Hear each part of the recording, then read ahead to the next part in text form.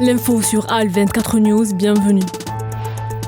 Le ministre algérien des Affaires étrangères Ahmed Attaf a affirmé vendredi soir à New York que les dangereux développements à Gaza et l'escalade entraînée par l'entité sioniste dans la région ne laissaient aucune place à l'atermoiement ou à l'inaction du Conseil de sécurité, qui doit assumer la responsabilité juridique, politique, morale et humanitaire qui lui incombe. Attaf intervenait lors de la réunion de haut niveau du Conseil de sécurité sur la situation au Moyen-Orient et a compris la question palestinienne, à laquelle a appelé l'Algérie pour mettre en lumière à nouveau la responsabilité qui incombe à l'organe onusien face au génocide que subit Gaza depuis près d'un an et à la dangereuse escalade entraînée actuellement par l'entité sioniste en Moyen-Orient.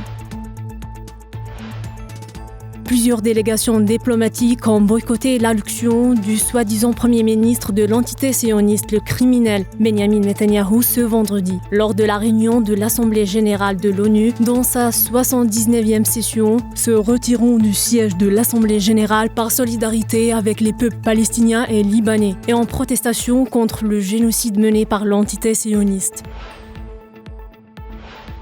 Plusieurs Libanais sont tombés en martyrs ou ont été blessés dans la nuit de vendredi à samedi durant des violents bombardements de l'aviation de l'entité sioniste sur la banlieue sud de Beyrouth, causant des destructions majeures de bâtiments, d'installations et d'infrastructures, rapportent samedi les agences de presse. Le ministère libanais de la Santé a annoncé que les hôpitaux de la banlieue sud de Beyrouth vont être évacués à la suite des violents bombardements qui avaient ciblé la banlieue sud de la capitale libanaise. Plusieurs personnes ont péri et des millions d'Américains sont sans électricité après le passage de l'ouragan Helen, qui a provoqué des inondations massives dans le sud-est des États-Unis, où la tempête poursuit sa route en s'affaiblissant peu à peu.